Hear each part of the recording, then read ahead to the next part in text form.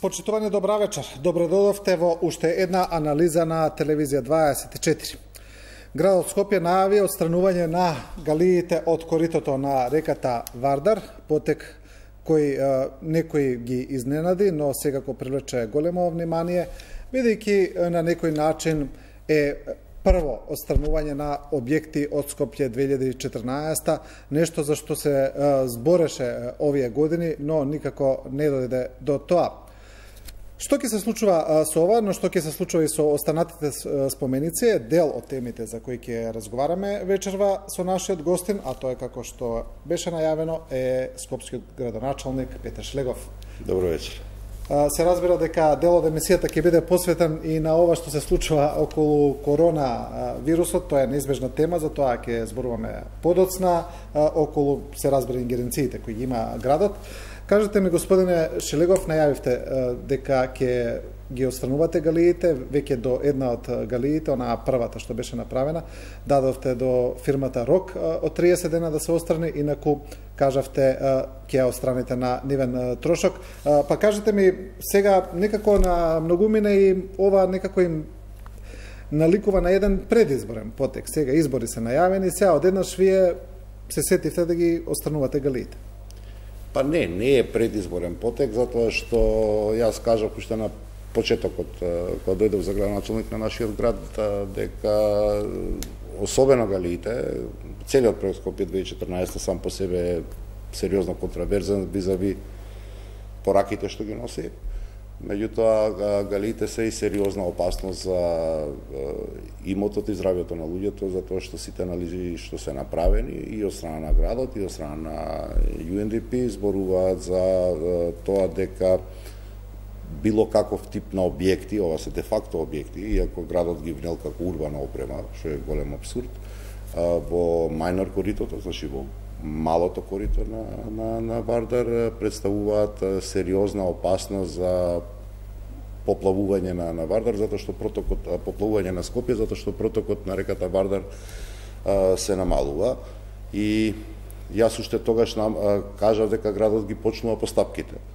Сознанијата, да речем, кои што ги имаме, а кои што ги споделував со јавноста, доколку влеземе со насилен прекин на договорите кои што ги имаат концесионерите, кои што ги држат овие објекти, градот би го чинел околу 6 милиона евра средства, што ние ги немаме во моментов како град да ги дадеме, и затоа влеговме на мој терен професионален, адвокат сум, нели, да не забораваме, а тоа е да влеземе во една правна игра со концесионерите, и со овој концесионер правно се создаде услови да може да се отстрани објектот, а да нема последици по буџетот, односно тоа градот Скопје да не го чини, ето да речеме провизорно цирка 2 милиони евра, и во моментот кога се создадоа тие услови, во моментот јас тоа го соопштив на граѓаните, како што впрочем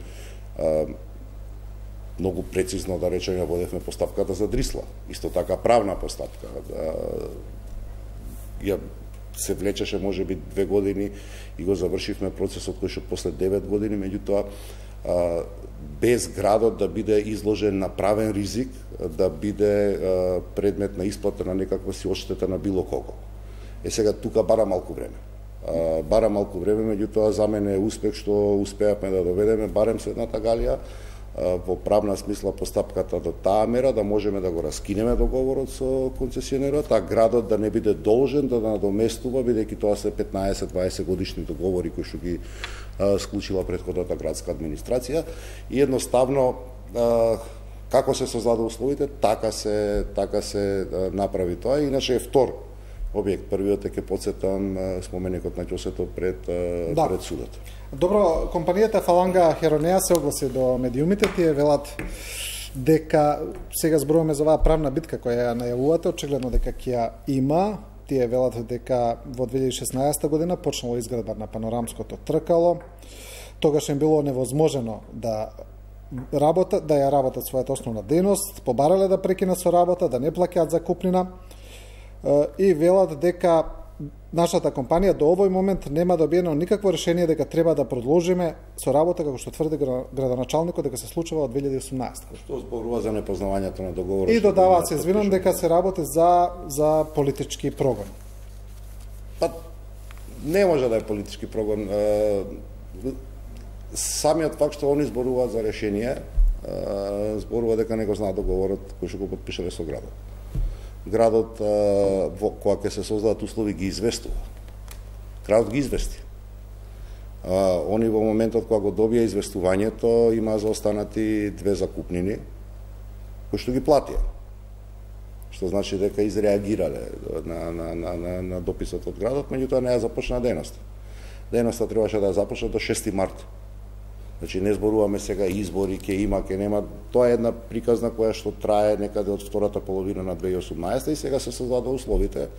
Ете, речено народски, можеби ги фативме малку на спање, па не се сетија што треба да направат и кога да направат. Меѓутоа фактот што тие зборуваат дека градот требало да им врачи некакво решение, зборуваат дека не го знаат ни договорот. Градот им праќа известување дека постојат услови да продолжат со работа и дека до тој рок се должни согласно договорот да започнат со својата дејност. Не започнаа со својата дејност, истече рокот, ги известивме дека договорот им е раскинат, дека треба да ја отстранат галијата од коритото на Вардар. Тој рок, ете, се погодило, истекува на некаде 8-9 април, избориве се на 12. Јас нема заради тоа да не мисли дека некој е политички направено, па сега ние на 9 или на 10 април, 2 дена пред избори да ја тераме таа работа, меѓутоа на 13 на 14 веќе ќе влеземе во отстранување на галијата, за да не биде толкувано дека е тоа во служба на изборите.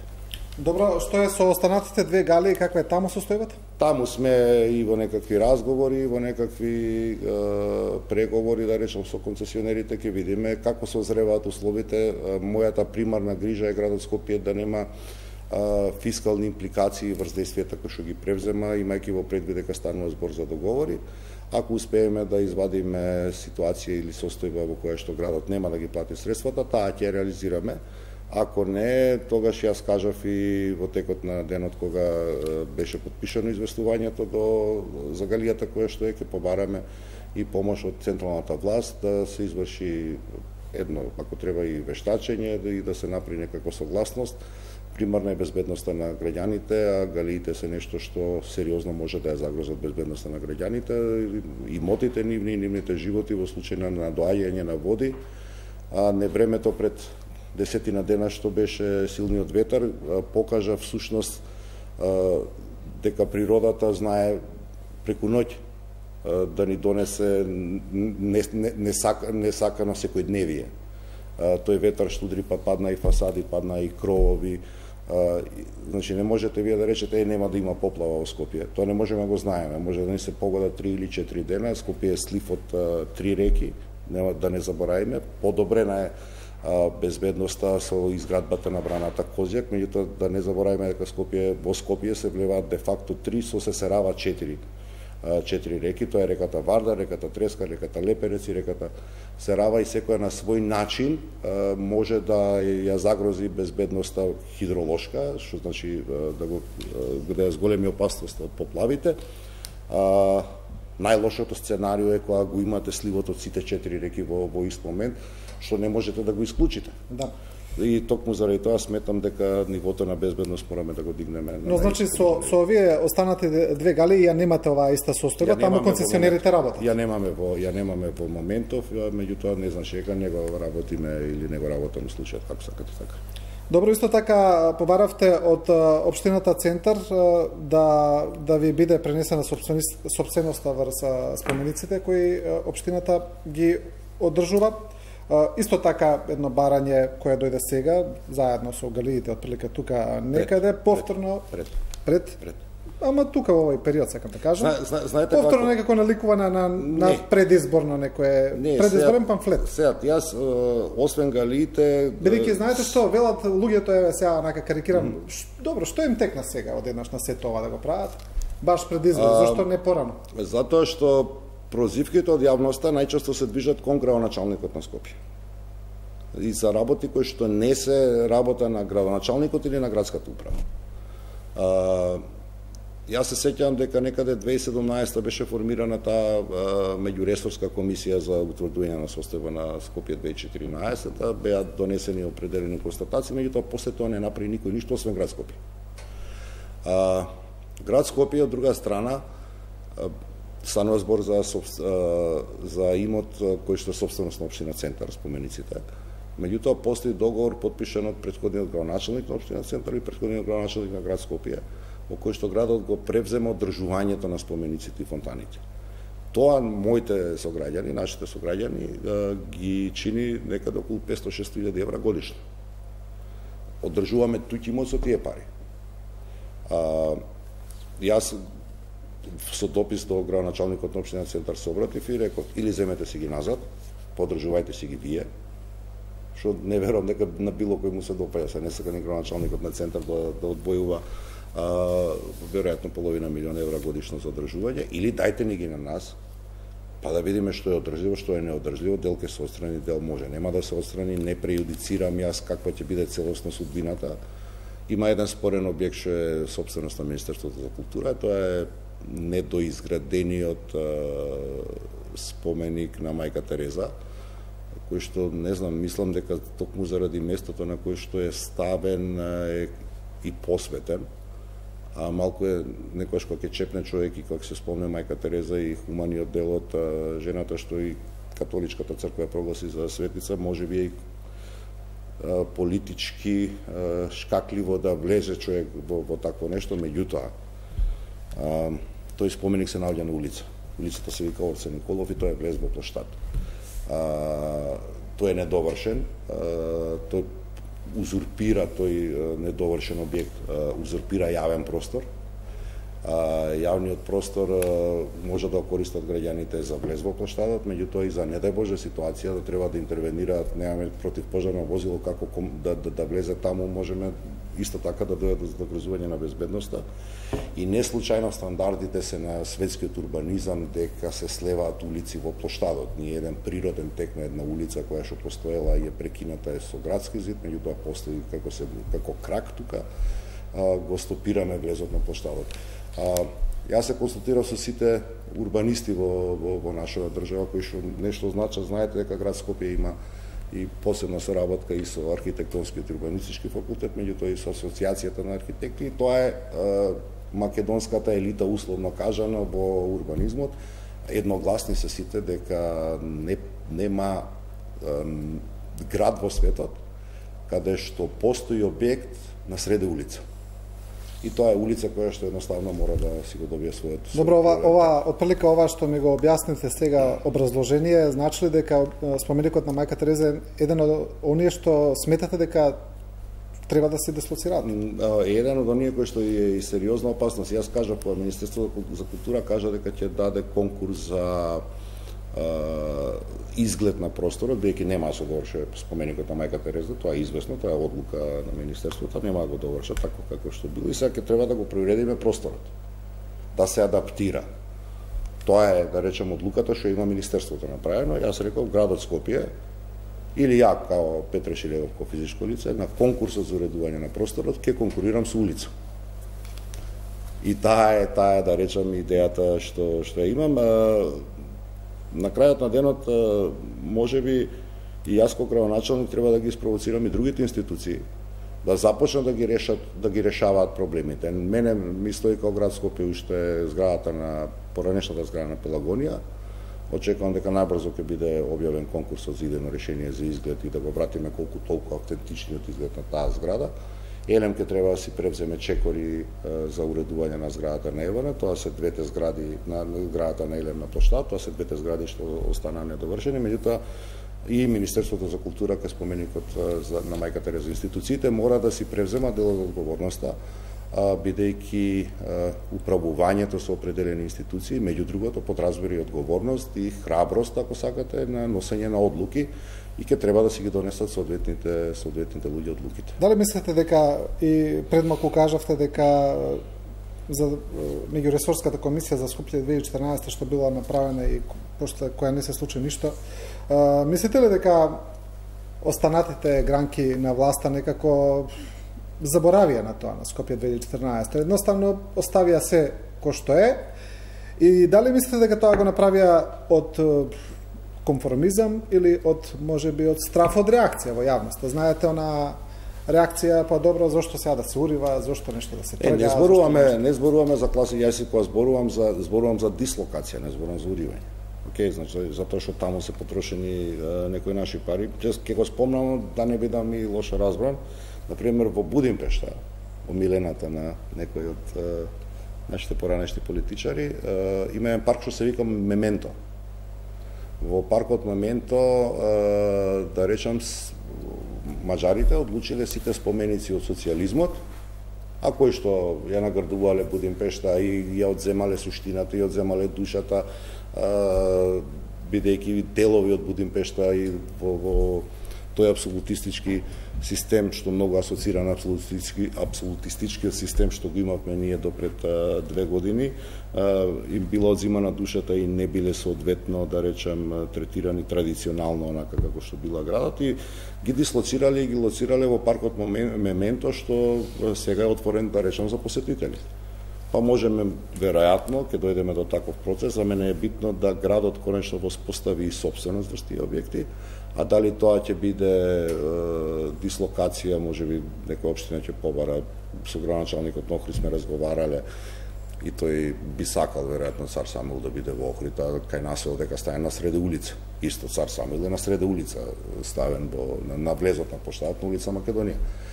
Така што тоа се размислувања, тоа нема да ги носам одлуките сам, тоа сепак мора да ја консултирам и стручната јавност, да видиме како ќе бидат тие реакции. Моето мислење е дека не до крај фокусирано или не до крај сконцентрирано проблематиката на Скопје 2014 беше третирана од страна на институциите кои што има одговорноста, затоа што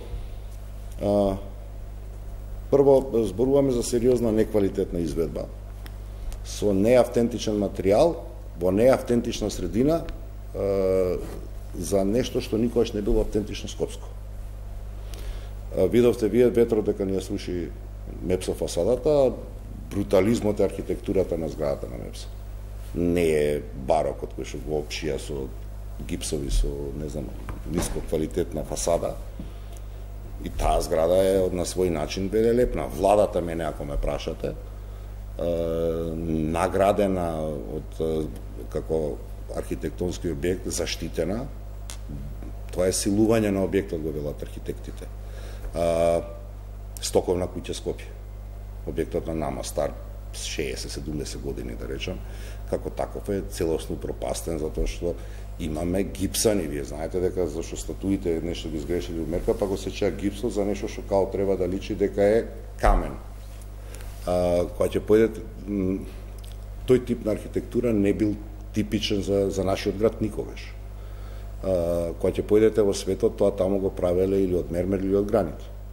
И го правели затоа 100-400-500 години. Ова наше, на првиот ветер почна да паѓа и веќе ги гледате и можеме да ги видиме тие и пукнатини кои што се појавуваат и неквалитет и се гледа дека е гипс и градот едноставно не личи на ништо и ние треба да го изнајдеме модалитетот да не правиме или да не генерираме повторно трошоци во голема мера, а да се обидеме да ја вратиме автентичноста на изгледот на нашиот град. Добро, лудилото на самиот проект што мене никако како човек сега зборувам, не ми влегува во глава, е дека во тој 1 километар квадратен се потрошени околу 680 милиони евра. При тоа овој град нема трамвај, овој град нема развиена топловодна мрежа, овој град имаше проблем со Дрисла. Веројатно, ако имавме како такво и со средства од 3-40 милиона евра, ќе направивме Дрисла да продуцира пари, како што секаде од депониите во современите градови продуцираат пари. Овој град има проблем со загаденост. Уништен е јавниот простор во Малиот Ринг, 70% од зеленилото за сметка на тој проект се уништени во Малиот Ринг и Скопје од еден град кој што има сериозно квалитетен просек на зеленило по глава на жител, го претворивме во камена творба, која полукамена творба, како беше на мермер, што да не е мермер, али се тоа се работите кои што да речам пречат и не можеме да се однесуваме кон нив како да не постојат.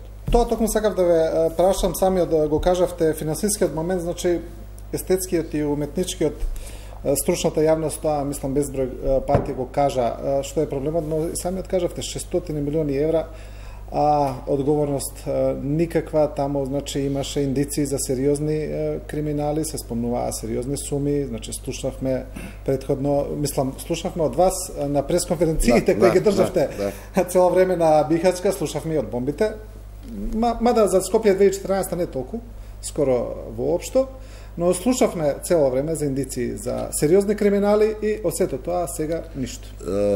Меѓу другото, токму и заради тоа јас ги иницирам овие процеси, за да може градот да има формална моќ. Сега не ве прашам само како градоначалник, бидејќи не е ваша надležност. Јасно ми е. Меѓу другото, јас и за тоа инсистирам градот да има формална моќ врз дел од проектот, не цел, меѓутоа барем дел, голем дел, за да може и да процесуира некои од работите. Јас колку што сум известен сум во тој сегмент, градоначалникот на општина Центар Саша Богдановиќ има и до специјалното јавно обвинителство порано, сега до обвинителството за организиран криминал поднесено неколку кривични пријави и се предмет на формирање, веројатно, меѓутоа тоа оди преспоро и за мој вкус. Фокусот на политичкото действување на Социјалдемократскиот сојуз на Македонија во изминативе 2,5 години, само 2,5 години владеевме, значи се разбереме, за да немаме спинови 4 години помина или тој тип. Владата што ја формира СДСМ беше 31 мај 2017, изборите беа во декември, ама да не се враќаме на тие конститутивни седмици 27 април, како све беше отпорот, не се, значи, после тоа имавме одма локални избори, после формирањето на владата и фокусот беше во стабилизирање на државата, да не заборавиме каде беше нашава држава во 2017 година, кога ние ја преземавме, изолирана, заробена, сериозно партизирани институции кои што беа нефункционални, кои што беа стајани не во функција на државата, туку во функција на поранешната владеачка партија ДПМН. Тоа беше стартната позиција која што имавме. Логично беше фокусот да биде да се стабилизира државата. И гледате каде сме сега, после само 2,5 години. Нашава држава е членка на НАТО. Нашава држава најверојатно на седница на Советот на министри на Европа сега во март ќе започне преговори за преговори за полноправно членство во Европската унија за само 2,5 години. Сега Македонијава наша, Република Северна Македонија, во друштво со Соединетите Американски држави, Велика Британија, Германија, Франција, Шпанија, Италија, Канада.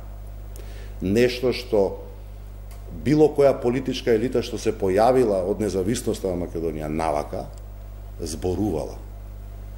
Држава што беше изолирана, фрлена на маргините на Европа, што никој не броеше дека сме некаде.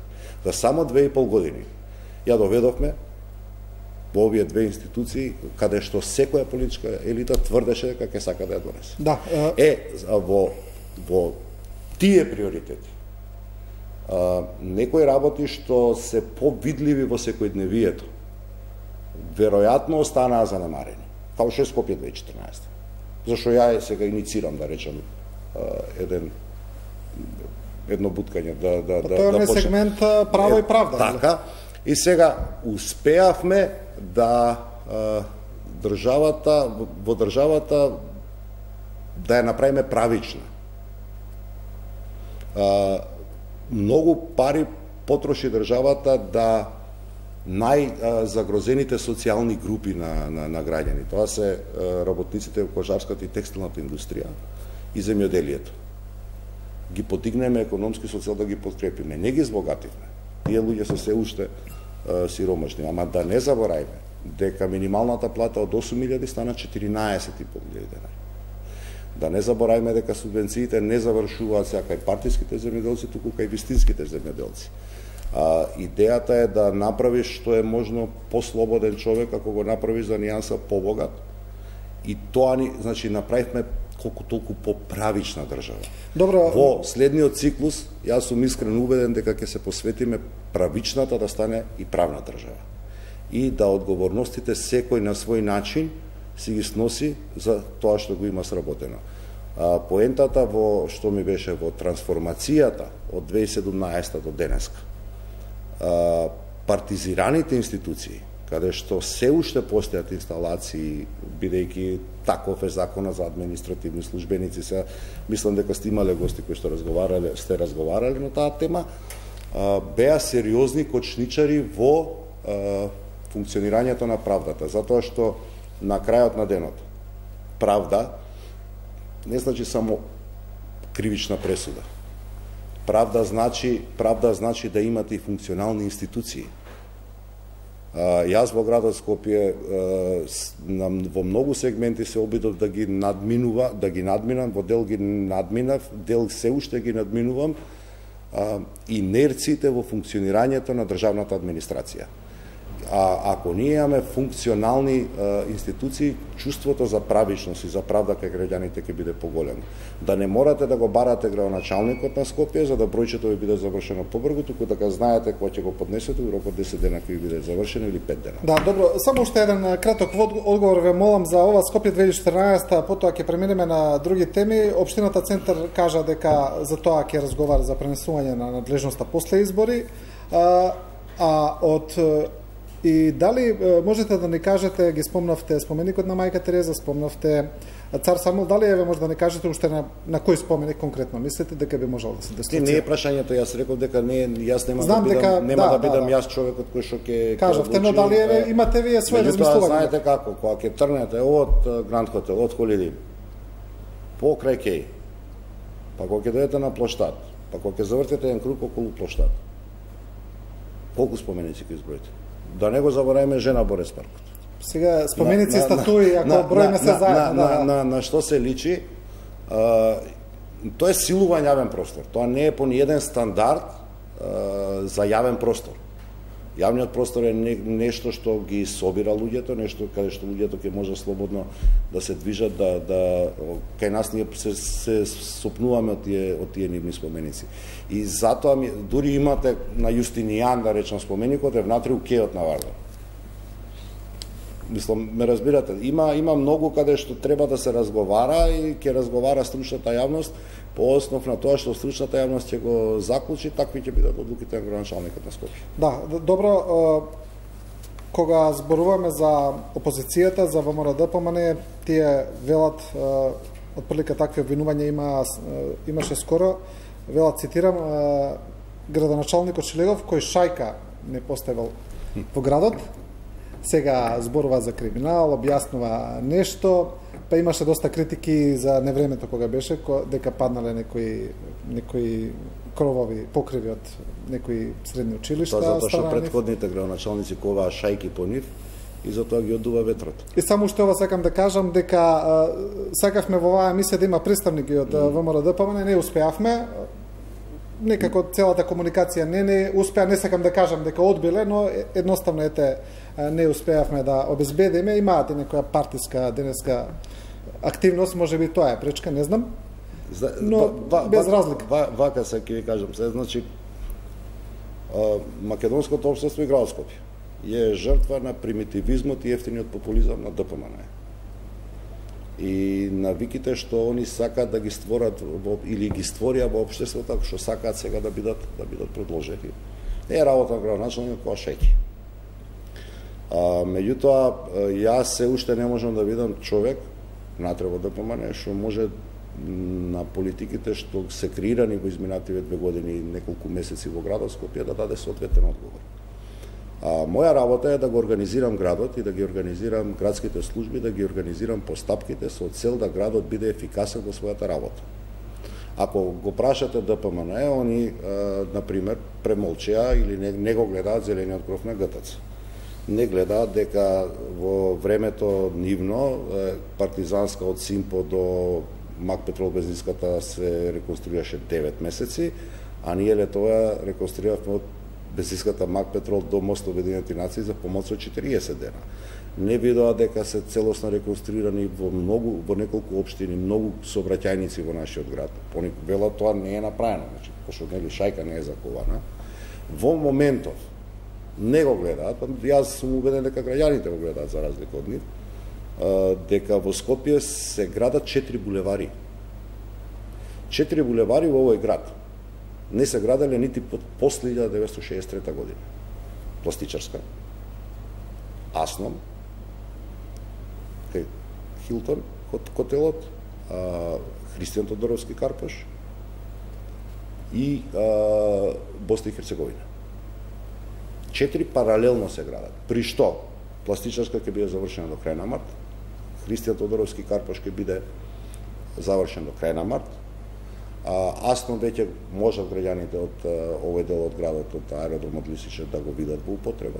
Го пуштивме мостот како продолжение на тој булевар, ниска мидница, и Босна и Херцеговина заради газоводот тие мал застој, тоа е веќе надминат и ќе може да го видат како се формира. Во Скопје, кога ќе го анализирате комуналниот смет, во 1984-5 ЕМО Охрид произведел метални контейнери. И заради такво што било стопанството, во Скопје донеле метални контейнери, производ на ЕМО Охрид, што може би била економски добра одлука за тој период.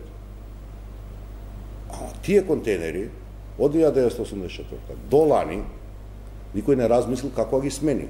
Третманот на комуналниот смет како да го смени. Градот ни е оставен без систем и процес на селекција на отпад. Населението не е едуцирано за селекција на отпад.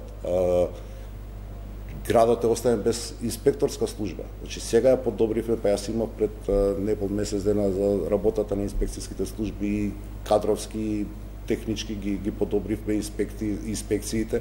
Меѓу другото, делот што е фатен тренд овие 2 години на намалување на загадените денови. Не сме надминале загаденоста на воздухот, меѓутоа намалување на загадените денови во зимскиот период се должи на засилениот инспекцијски надзор на град Скопје, па не ни се случува сега. Еве во ЈСП во моментов никој не може, освен лиценцирана фирма, да го откупи уљето. Порано го откупил кој како стигнал, па по сервиси го пале, а ние го дишевме. Ме разбирате, ама таков еден ред минимален се немало постојано. И сега добро, злите јазици ќе кажат дека довнал ветер па ви помогнал за загадување. Ги компариравме деновите и се исти се деновите на ветришта. Не е Скопје кај што има драстични климатски промени. Котлина е. Компарирани се и тие денови. Не ги компарирав јас. Ги компарира Министерството за животна средина, затоа што не е на крај на денот одговорност исклучува и на градот загадениот воздух. Она што можам да окажам е дека е Скопје симнат од листата годинава официјално на најзагадени главни градови во светот. Нешто кај што држевме високо место. Сега е тргнат. Значи е паднат испод 20. Таму се презентира 20, што не значи дека е проблемот надминат. Меѓутоа значи дека сме го фатиле добриот пат да го решиме проблемот. Сега, за да не скакам од тема на тема, ја не сакам да уопште се компарирам со размислувањата на ДПМН. Шајка не била закована. Зашто за нив политичар си исклучиво ако фрлиш лопата, ако сечаш лента, ако облечаш што знам чизми кога врне дожд, а тоа е ефтин популизам. Тоа не има доведено или овој град го има доведено, бамо кај што се. Јас, освен во еден случај кога МВР отвараше полициска станица, нити имам лента пресечена, а сум пуштил многу објекти во употреба, нити имам чизми стаено, нити имам намера на тој начин да го организирам. Да, кога беше и невремето советото, излегов на терен со луѓето, зашто треба да ја организираш работата на лице место. Ама ја не кревав даски, ја не чистев улици со метли. За мене тоа е подценување на интелигенцијата на граѓаните. Такво нешто од нивниот градоначалник, барем дека сум јас, нема да го доживеат.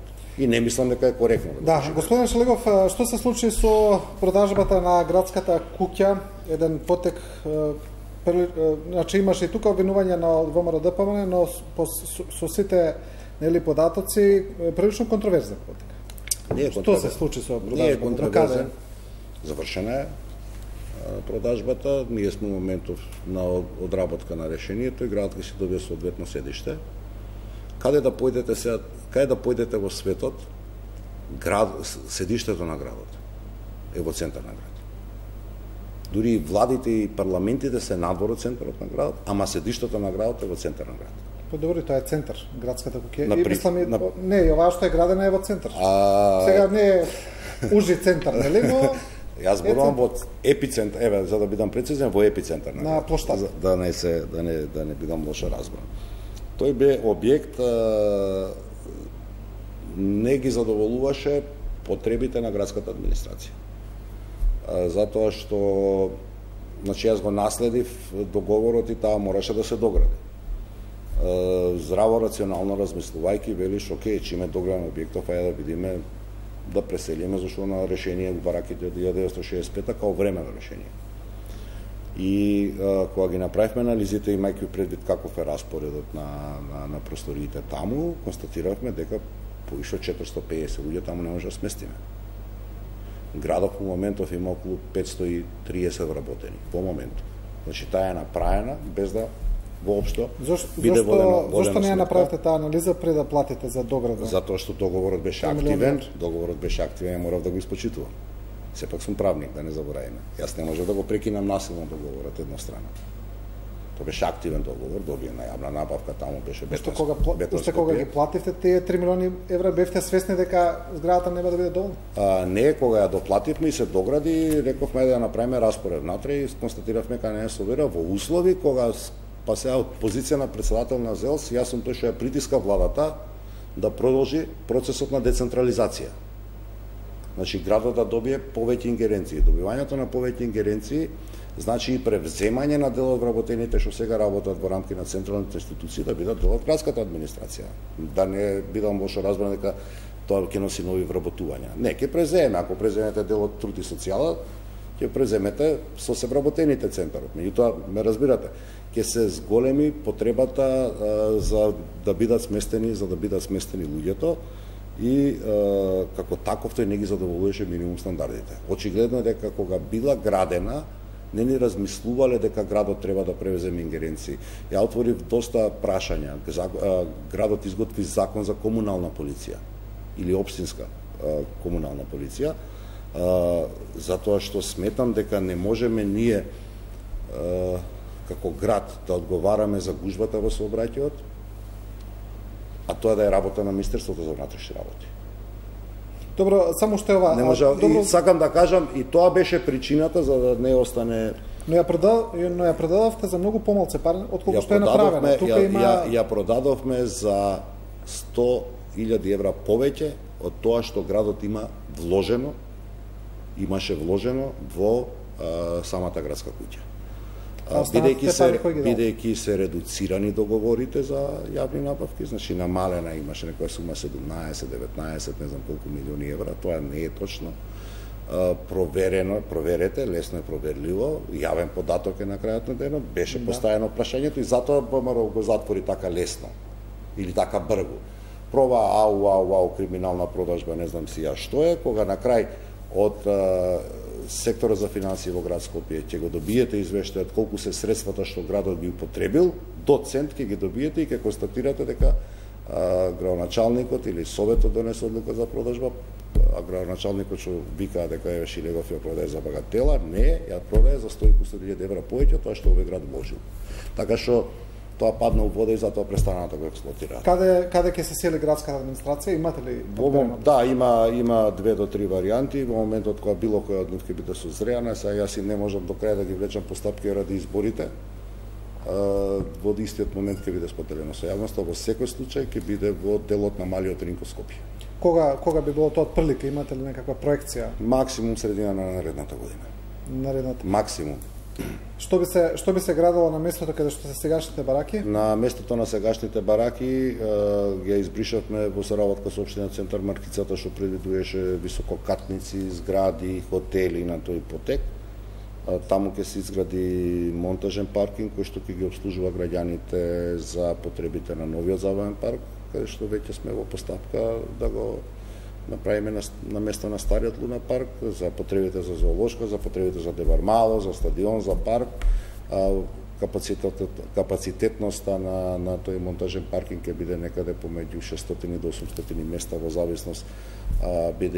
Инсистирам да биде монтажен за да ги заштитиме дрвата, таму има веќе дрва сериозни, убави големи, ќе можеме убаво да ги опшиеме, да него дивастетот на дрвата да го направиме, а сепак да биде во тој простор во служба на граѓаните. И мојата идеја е на најгорниот дел од тој монтажен паркинг кој ќе биде на 2 нивоа, или би требало да биде на 2 нивоа, да имаме и јавни игралишта за кошарка, за баскет, за ракомет, за тој тип на спортови, така што да го ставиме тој простор во целосна функција на граѓаните на град Скопје. Да, Луна паркот уште вашиот претходник го најави, но некако таму работата застана скроз.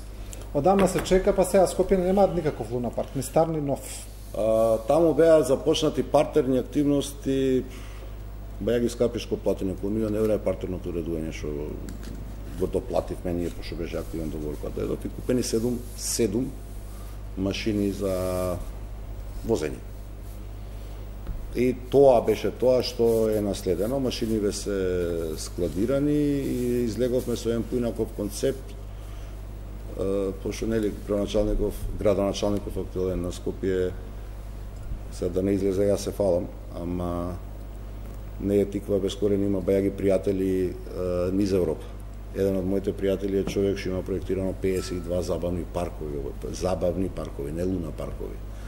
Во Европа и го замолив да ја направиме анализата и студијата, и таа студија и таа анализа беше презентирана и на јавност и на Советот, и која донација е примена, значи не кошташе пари, која што предвидува 27 машини на постојната површина, за нијанса можеби ќе се зголеми од Луна паркот, на сметка на дискотеките кои што ќе ги нема веќе таму, ама ќе добиеме концепт на забавен парк. Концептот на забавен парк подразбира да вие може да влезете внатре како семејство и да го поминете цел ден. Со една карта. Со една, да. Тикетингот е друга наука, меѓутоа зборувам што како понуда ќе имат скопјани за отприлike 2 години од сега. Затоа што во Дизниленд во Париз луѓе доаѓаат од цела Европа. Тоа го знаете и вие веројатно. Да. Меѓутоа не идат таму за да се вртат на вртелешките. Таму има една цела приказна што вас како конзумент, како семејство, како луѓе би дава можност да уживате на еден многу поинаков начин во еден свет кој што се нарекува забавен парк. Значи, затоа и мојата одлука е дека Скопје треба да има забавен парк. Такво нешто немаме во радиус на 300 км. Значи, не можете најдете на Косово, не можете најдете во добар дел од Србија, нема во Бугарија, во Солун има еден мал околу Космос тука, нема ни во Албанија. Што значи дека тоа може да биде и туристичка атракција која што ќе привлече гостија. Моја работа, меѓу другото, е да ги помагам и локалните бизниси, носејќи луѓе. Ќе дојдеме веројатно и до новите години до Дино Мерлин, па ќе поразговараме и на таа тема, зошто коштал, колку коштал, па ќе направиме математика, пошто јас ги имам математиките добиено. И тоа ќе биде, да речам, тоа ќе биде мојата работа во целата анализа. Во целиот случај на забавниот парк, анализите покажуваат дека со просечна месечна посетеност од околу 3000 луѓе, ние со добар тикетинг, значи со добар баланс на карти, понуда од неколку видови од билети, би можеле на ниво на исплатливост на инвестиција да го доведеме забавниот парк за период од 7 до 9 години. Што сите што се во таков дел од бизнисот кажуваат дека е сосема еден добар турновер момент, значи добар момент на поврат. Добро, за каква инвестиција се работи, за колку пари? Дали може градот тоа да го финансира или ќе земе кредит? Ќе земе кредит, не можеме сами буџетски да го isfinansirаме, можеме сегмент, дел, меѓутоа не целосно. Би требало да биде 10 до 11 милиони евра таа вредност. Кога би можело да се заврши се? Па да ги завршиме постапките за задолжување, бидејќи ги имаме како такви, одобрението од Министерството за финанси и техничката спецификација, тендерската документација веќе се доработува и веднаш после добивањето на одобрението, значи по закон мора да имате финансии обезбедени, да влеземе во имплементација на постапката. Постапката би ја завршиле некаде кај септември-октомври, после интензивно ќе почнеме да работиме на реализација на забавниот парк. Значи, сепак, отприлика тоа се неколку години. Не. Самата градба не би требало повеќе од една година трае. Ама зборуваме, пак кажувам, за една сосема поинаква димензија. Нема биде луна парк кај што ќе се возат деца, нема ќе биде целосно затворен комплекс, забавен парк, да. Добро, значи оптимистичка некоја проекција 2 години, да речеме, оптимистичка. Да, добро, спомнавте пред малку и самиот темата на загадување, тема која беше главна, да речеме, пред 2 месеци, па и кога гостувавте кај нас, нели, за тоа и гостувавте. Сега некако не се зборува премногу, можеби и ова коронавирусот ја покри скроз. Но и немавме годинава. И бројките покажуваат помалце, да. Немавме нормално загадување. Знаете како, грижата за здравието на било кој човек, дури и поведението на градов, да речам, во еве сегашниве стравови, сега веќе пандемија по СЗО за коронавирусот, е многу оправдана кај било кој граѓанин. И заради тоа, во моментот кога имате видлив проблем или нешто што го осеќаат или чувствуваат, луѓето природно реагираат. Така треба да биде, многу природно, многу нормално. Не треба да си играме со нивните чувства. Имаме политички партии што сериозно користат моменти на вакви, да речам, загрижености кај луѓето, да ги нападнат тој тип на чувства, што за мене е многу нечовечно, долно, подло да правиш политички поен на таков страв. Не се, значи, луѓето не ја перцепира загаденоста дека е на толка во ниво и затоа и во последниве се уште сме во грејна сезона, не заборајме. Да. Немаме толкав импакт. Да, има загриженост, да, треба да се бориме, да, тоа е перманентна борба, да, не е проблемот надминат, меѓутоа е со еден тренд на облажување и затоа не е толку на приоритетите во перцепцијата на луѓето. Иако е за мене, јас тоа го имам кажано, се уште немаме удрено како институција во стратешките извори. Тоа е нешто што ја го работам како енергетска политика на градот. Веројатно, кога ќе завршат изборите, ќе можеме да восстановиме или да воспоставиме систем на тоа дека градот како јавно добро, како јавна институција ќе раководи со топловодните мрежи во нашиот град, бидејќи во Скопје имаме 3 топловодни мрежи кои што се независни една од друга. Едната која што во моментов ја управува БЕК, едната која што ни е во Скопје Север и едната која што ни е на Железара.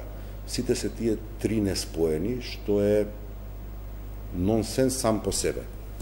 Затоа што ја имате на Железара топланата што всушност електрана е таа која што произведува електрична енергија, нус продукт е топлата вода и таа е 24 сата достапна. А се наоѓа на некои си 2 километра од топлана Север, односно од мрежата на топлана Север. И имате некаде околу 70.000 станови во од градот за кои што во моментов ние не знаеме со што се загреваат. Значи, предпоставуваме. И сега имате ефтин енергенс, куќи со нерешено и згради со нерешено загревање на домовите, очигледно извор на загаденост за инвестиција која што чини 4 милиона евра да ги споите системите. И тоа никој го нема направено во овој град никогаш. И вие сакате после тоа спојување градот да превземе надлежност? Да, затоа што градот има како институција зборува. И јас кој негов градоначалник у моментот интерес да на своите граѓани им понуди еколошки исправно гориво, средство за затоплување на домовите, затоа што тие топлани се на газ, ефтино, поевтино од она што во моментот го користат, во секој случај, во секоја варијанта, и лесно достапно. Ако тоа го прави градот, тогаш и само тогаш ќе може да креира градот и социјална политика, затоа што не секој во дадениот момент може би е спремен да го направи приклучокот кон централно грејење. Па може би подстаниците ќе ги финансира градот за да граѓаните што живеат во зградата не ја платат подстаницата. Да. Таков интерес нема кај, бидејќи економски тоа условно кажано не е исплатливо, ама па што е работа на градот? Сепак троши јавни пари. Градот не е економска институција. Бидејќи тоа не е економски интерес на приватните концесионери, затоа треба градот да си го сработи. И во таа варијанта ќе овозможиме циклус. Знаете, кога започна еден бран на исклучување од топловодната мрежа, исклучување од БЕК, паралелно некако идеше изголемување на загаденоста на воздухот. Паралелно се тие процеси. Во тој процес се исклучи околу 16.000 корисници. Јас сега ви зборувам дека ние имаме стратегија која што чекам да ни биде лиценцирана пред надлежната регулаторна комисија, затоа го направивме јавното предпријатие, процесот кој што ние ќе направиме на 70.000 луѓе, 70.000 домови, многу лесно, ефтина, достапна енергија. И таа е работа која што јас ја сметам за нешто што како стратегија овој град мора да го има, да ја има, ако сакаме да излеземе на крај во борбата со загадување, затоа што 50% сакале ние да признаеме или не, од загадениот воздух во зимниот период ни доаѓа како извор за затоплување на домовите. И тие се стратегиите кои што не се едноставни, некогаш луѓето и со оправдано се можеби нетрпеливи, затоа што навистина сите загубивме премногу од животиве наши во лудилото што ни се случуваше во минатото. Јавниот превоз, кој што исто така и тоа како го стратешки го работам и го работиме, да не бидам сега лошо разбран, енергетската политика, која што и те како стратешки ја правиме, се работи кои што не се одвиваат брзо. И се оној сегмент кога ја викам се чудам што работеле 30 години пред мене градоначалниците. Затоа што градот немал стратегија. И сега до прва ги воспоставивме тие стратегии, сега влегуваме во нивна имплементација. Значи го направивме ГЕС, сме во постапка на лиценцирање, представен е концептот на Bus Rapid Transit за јавен превоз, кој што е субституција на трамвајот, оваа држава нема доволно средства да isfinansира трамвај како таков, ама е доволно квалитетна субституција, а можеме да ја isfinansираме. И во едното и во другото сме влезени во сериозни фази на имплементација. Кај Bus Rapid Transit повеќе од 4, да речем, имавме средби со консултантите на ЕБРД, веќе работиме на целосно идејното решение и мојата предпоставка е, ако после изборите биде донесен законот за задолжување некаде до јули месец, ние ќе можеме тендерската постапка за имплементација на Bus Rapid Transit да ја завршиме некаде до нова година, што би се рекло наредната година да започне со негово имплементирање, значи да имаме избрани понудувачи и во 2021 Скопје конечно да ги осетат бенефитите на современ јавен транспорт. Ова се работи кои што ако не ги работите посветено, ако не ги работите секојдневно, со се енергетскава стратегија за која што зборував, нема да може да ви дадат резултат. Меѓутоа не постои поинаква алтернатива за било која друга урбана средина, наречена град, во било каде на светот, па зашто Скопје би се разликувало. Скопје е на добар пат да ги надмине овие проблеми, бидејќи пак велам веќе започнуваме со имплементација на тие стратегии, многу бргу тие ќе бидат и сериозно видливи за граѓаните. Добро, господин Шлегов, мораме да направиме една кратка пауза за реклами, потоа ќе позборуваме малку и за коронавирусот, се разбира што може градот да направи. Останете со нас, се враќаме брзо во студиото. Да, се враќаме во студиото со нашиот гостин, градоначалникот Шлегов. Господин Шлегов, што може градот Скопје друго да направи? Отприлика, вие уште пред да се случи ова посериозната закана од короната, уште тогаш ги укинавте екскурзиите за децата. Еве, денеска гледаме и јавниот превоз ќе се, освен што ќе се редуцира, ќе се укинат и бесплатните билети за пензионерите, за студентите, за помалку да се развозуваат луѓето. Предпоставам дека тоа што е во ваша надлежност, останато е дезинфекција, што можете да направите? Неколку сегменти. Кога се појави вирусот, бидејќи е инфлуенса, грипозен вирус, колку толку јас имам и базични познавања за тоа како се развиваат тие работи. Дадов налог на градските служби за потребите на средните 23 училишта да извршат набавка на антибактериски сапуни. И ги набавивме веднаш, кога вирусот дојде во Европа, првиот случај, ги пуштивме во употреба. Значи, ние превениравме определени ситуации и како такви, не да се фалиме, ама сме предначали институционално зборувам, и ние во моментот кога се појави првиот случај во Македонија, веќе во употреба ги имавме антибактериските сапуни во средните училишта. Веднаш чим се појави вирусот во Европа, ги укинавме екскурзиите, организираните патувања, и тоа е во делот што можете да го направите сами како институција. И да, започнавме да ги дезинфекцираме автобусите на јавното сообраќајно предпријатие. Понатаму сме должни како институција да ги слушаме препораките на Министерството за здравство, за кое што мислам дека се сериозно добри и сериозно даваат определен добар резултат, и согласно насоките кои што ги добивме од Министерството за здравство во текот на вчерашниот ден се прекина наставата во средните училишта со цел да ги заштитиме ризичните групи, а најризични групи согласно и ова што го добиваме како информација од Министерството за здравство и Светска здравствена организација, тоа се повозрастните лица и лицата со хронични болести. Денес донесов одлука да се укинат бесплатните билети. Значи, ако е прекината наставата, не значи дека треба сега деца да не се шетат по автобусиве и да седат по кафичи. Сепак треба минимум секој од нас да има одговорност кон сопственото, меѓутоа и кон колективното здравје. И секој треба на свој начин да слуша тоа што го кажуваат надлежните институции, тоа се најдобрите препораки што можете да ги добиете на светско ниво.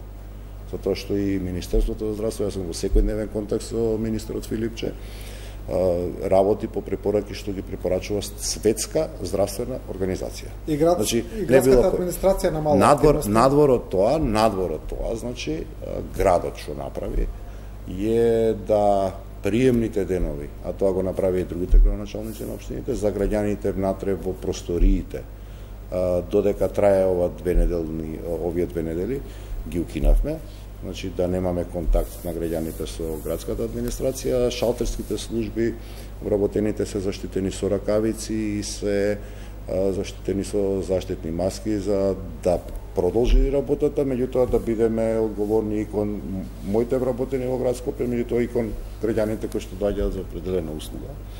Денеска исто така беа задолжени приватните превозници да превземат действија за дезинфекција на нивните автобуси и да превземат действија за заштита на шоферите, меѓутоа и таксистите исто така.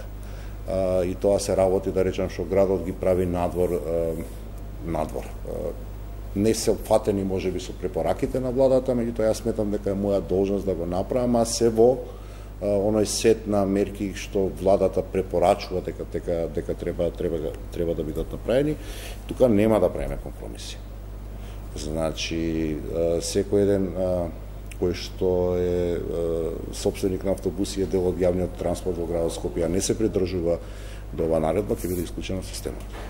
А секој еден такси возач кој што не се придржува, ќе биде исклучен од системот, затоа што здравјето едноставно не може да прави на компромис. Немаме уште многу време. Кажете ми, не секам сега тука да, бидејќи јавниот збор е секогаш тежок, има одговорност да шириме црни сценарија, но гледаме дека во Италија, цела Италија е во карантин, претходно се ставаа области па и градови во карантин.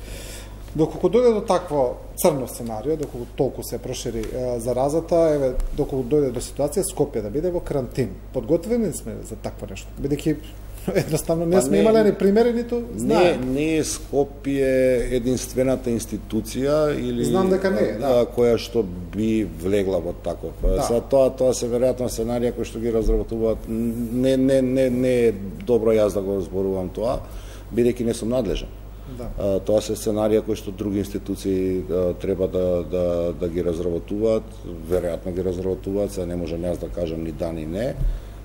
Ние сме должни потоа како институција и како град Скопје и како поединци, надвор од политика, надвор од политиканство, особено надвор од политиканство, да ги примениме сите препораки кои што ќе бидат утврдени како мерки од страна на Министерството за здравство, таму има Комисија за заразни болести, па Министерство за здравство, па Влада на Република Северна Македонија, и тоа е редот што мора да го испочитуваме. Не треба сега ние да се брзаме како град Скопје или како индивидуи да се правиме поголеми католици од папата. Системот функционира, за мене тоа е многу битен момент. Системот е респонсибилен во смисол реагира во делот на превенција. Ова што сега се превзема е само превенција, за да се спречи токму ова што вие го зборувате, ширење на инфлуенсата на вирусот, и мислам дека сега за сега се успева да се држи ситуацијата под контрола. Што видите, денеска Меркел имаше во Македонија, тоа може би е чудно, но Меркел кажа дека очекува дека 2/3 од Германија ќе го фатат вирусот. 65 до 70%, така, да. Што не значи дека 2/3 од Германија сега ќе починат заради тој вирус. Ме разбирате, за да не многу е битно во овој момент да се престанат две работи. Да се прави политика, ова не е политичка тема. Број 1 и број 2, да се презентираат вистините вести. За жал, во изминативе 10 дена гледаме дека известни портали, нема да кажам про вакви, про такви, граѓаните подобро од мене и од вас знаат кои се склони да шират лажни вести. Да не веруваме на нешто што не е институционално потврдено, затоа што само почитувањето на институционалниот пат е единствениот исправен пат. Верувајте ми, оноку колку што познавам делот и луѓе, оноку колку што се познавам себе си, нема некој кој што размислува повеќе за здравјето општо, колективно, за здравјето на секој поединец. Нам не е секој сечие човечко здравје или сечи човечки живот и те како битен, и затоа треба да не шириме лаги со цел да ги плашиме граѓаните. Граѓаните добро да се запознаат од вистинските извори, затоа што стравот не е сојузник. Стравот и паниката може да не бидат само непријател во даденава ситуација, да. Стравот е една од причините, незнаењето е всушност причина за стравот. Да. Ако добро го прочитаме, тогаш мислам дека ќе може. Времето ни е веќе практично истечено. Ве молам за навистина 2 блиц одговори. Ние начнавме многу важната тема за кучињата скитници. На крај, имаме на крајниот стационарот ќе го отвориме, веројатно нема да правиме отварање заради тоа што во време на предизборие не смееме да правиме, затоа што од корен тоа беше цело контаминирано, цело беше со заразни болести, и таму ако однесете здраво куче да третирате, ќе го заразите и заразено ќе вратите на улица. Јас очекувам дека многу брзо ќе го отвориме стационарот, ќе почнеме функционира и ќе поставиме целосна контрола на бројката на кучињата скитници. Добро, и добив уште едно прашање за вас на Facebook. Значи, ова не ми е проверено, ќе ве прашам вас, вика прашајте го гостинот, зошто во ЈСП нема ниту еден денар покачување на платите. Сега не знам дали ова точно, ќе се оградам, значи за тоа ќе ве прашам вас. Не мора да значи дека е точно, во дел има, во дел и не. Во ЈСП платите се сериозно над просекот на градската администрација. Општо во јавните предпријатија имаат вработените повисоки плати од вработените во градската администрација, од една страна, друга страна ЈСП како систем, и затоа и влегуваме сега ќе ни дојдат нови автобуси за неколку дена на газ шосе. ЈСП како систем троши 8,5 милиони евра буџетски пари годишно. Значи градот го субвенционира работењето на ЈСП, затоа ја имаме оваа ниска цена на превоз, затоа ги имаме бесплатните превози. Градот во моментот не може да се дозволи на име на качување на плати да троши повеќе од тоа што во моментот троши. За штедата во ЈСП ја правиме во промената на флотилата на ЈСП.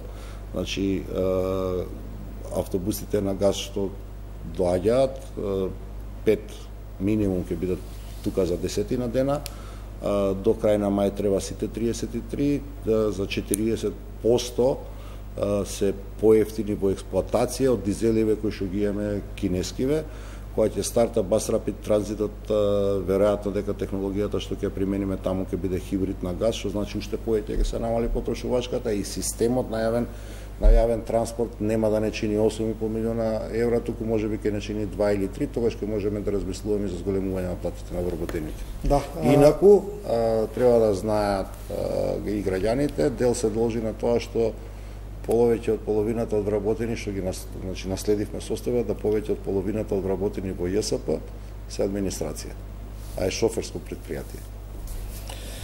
Господин Шлегов, ви благодарам за гостување. Благодарам и на вас. Јас се надевам дека знам всушност дека граѓаните препознаваат што е вистинска грижа за градот, да замолам поддршка за политиките што ги креира градот и од вашата куќа, затоа што сите сме ние, Скопје дом и мој ваш, Скопје дом на секој скопјанец, од оној поголемиот.